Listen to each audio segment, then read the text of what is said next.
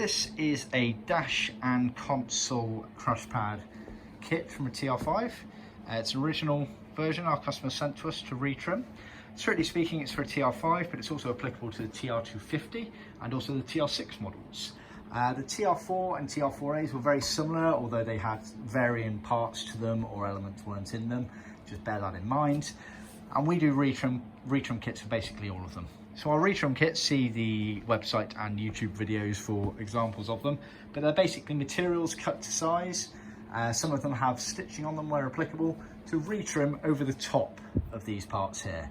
So originally, from the TR4s up into the TR6s on the different variants, these were always in black. They were never coloured for the cars from the TR4 upwards. They were an unsupported PVC material, so you can see there, it's a thin plastic. It would have been vacuum moulded around these parts here with a foam. This orange stuff here is all the foam behind it. There you go, you can see that very nicely there. Yeah, so you can see the unsupported plastic. So a lot of people confuse this with vinyl. It wasn't, it was an unsupported plastic. Manufacturers of this era often used a material like this. Some of the Jags even left with stuff like this in this as well. Bear that in mind. These days, obviously, we use a vinyl or a leather to replace it. So yeah, we do retrim kits for them, which we're going to be doing for this one. So see the video showing the trimmed up version of these as well. And what you do is you go over the top of the current pieces. So you do not strip this material back here. If you start stripping that back, unfortunately, you'll probably find that's what's keeping the foam intact underneath. And you'll have a hell of a job then, because all you'll be left with the main framework of the metal work and no foam there. So what we recommend is you tidy them up as best you can, filling in any divots, cracks, etc. Using a bit of expanding foam or polyfiller if there are some fairly large issues with it. But effectively, you just go over the top with the new materials, gluing it around using a proper paste-on contact adhesive, and you should have no issues whatsoever. So that's what our kits are designed to do, is go over the top of your current ones.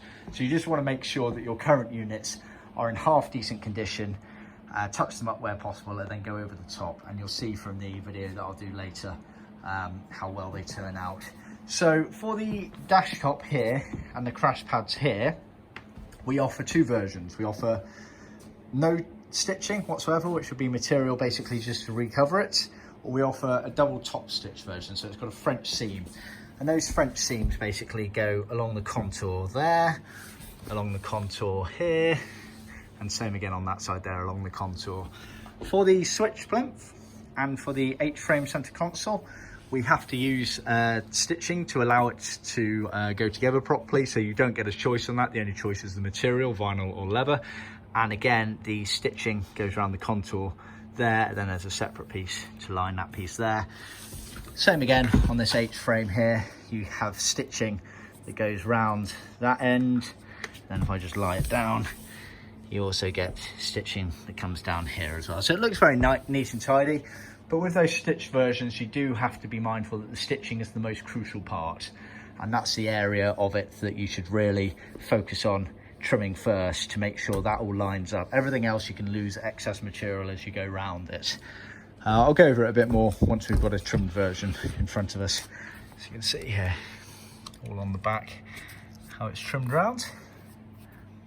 So yeah, that's a basic rough overview of how the original parts were, and see our video for more details.